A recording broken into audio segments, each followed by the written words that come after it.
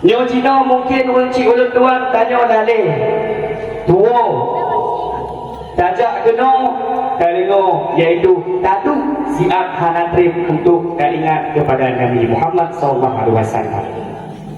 Jadi di bulan Syaban nyo nas sabuh malam yang kepenan dengan nisfu Syaban. Nisfu Syaban nyo uncik hanatrip iaitu minggu buka.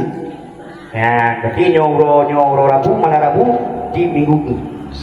Ya, tanggal 15. Ya, bak bulan Syaban Allah menciptakan satu malaikat yang khusus untuk gesibr rahmat bagi umat Nabi Muhammad. Nabi Musa nama punya umat urci. Tapi umat Nabi Musa pengen tak cek umat Nabi Muhammad. Kenapa kan letak rahmat merempok umat Nabi Muhammad. Tanya datang masuk surga dengan berkah selawat kan. Modal gedanya mungkin nyo sembahyang ataupun puasa yang hak Allah Taala untuk terima mahang terima.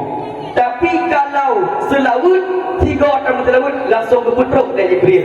Ya Rasulullah nak umat kan nama selawat 3 sekali. Dan tutup Pak Rasulullah. Yang fadilah.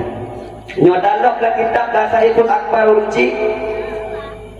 Bahkan ketika kita baca buku yang disunahkan kita baca selawat. Soalnya kan?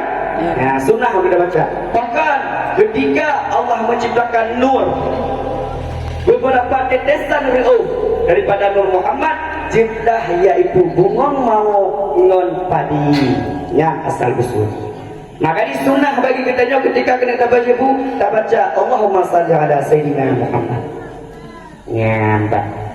Kak, yang lang kitab Dasaitul Akbar Urci. Yang lagi bahas makalah selawat. Ya, nyok kamu ini di Aceh Selatan dulu, di Aceh Selatan Muhammad. Ya, tempat di Apia. Dongon kampung Tunggu Ismail. Ya, Tunggu Ismail kau kemarin dah. Dah bagi ya. Mungkin dun Hanali berarti bahasa Apia. Pakat dun Katri mungkin di Aceh Rai. Mungkin bahasa dun agak berbeda. Jauh dibandingkan dengan bahasa Apia. Nah, jadi kelebihan di bulan Syaban, bak malam nisfu Syaban, yang kebutuhan para malaikat itu kiyakalan kebudik malam nisfu Syaban. Ada yang umat Nabi Muhammad kon 2 Puro Raya segalanya, Idul Fitri kon Idul Adha. Tapi kalau Puro Raya malaikat na 2 pohonci. Malam nisfu Syaban taboh, malam Lailatul Qadar taboh. Lagi tanya malam ketika tu malam nisfu Syabannya yang budak tu tahajud.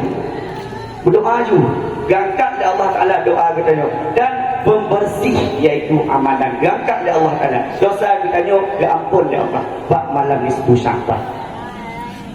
Gegede burai-burai kita ataupun ulama-ulama belum Rajab yang belum bercocok tanam. Bulan Syaban yang gekun dengan menanam. Bulan Ramadan memanen. Ada beliau uji pada burodin katanya akan masuki iaitu bulan Ramadan. Jadi uji yang dirahmati oleh Allah. Mari kita tak ingat sosok Rasulullah SAW, tak ingat sarang taih, tak baca selawat, bahkan tarang-tarang semula beruji. Dengar dah semula uji Allahumma salli ala Sayyidina Muhammad. Hari ini tak tahu yang kami selawat berkah uji. Kena tak dah baca selawat mulai gondruk. Karena tanya melempuh dengan Rasulullah bukan urung-urung yang malam-malam hendak ceh. Nyo tanya yakin dengan bu yang tak baca. InsyaAllah Rasulullah akan datang dalam mimpi kita. Ya, tak mungkin.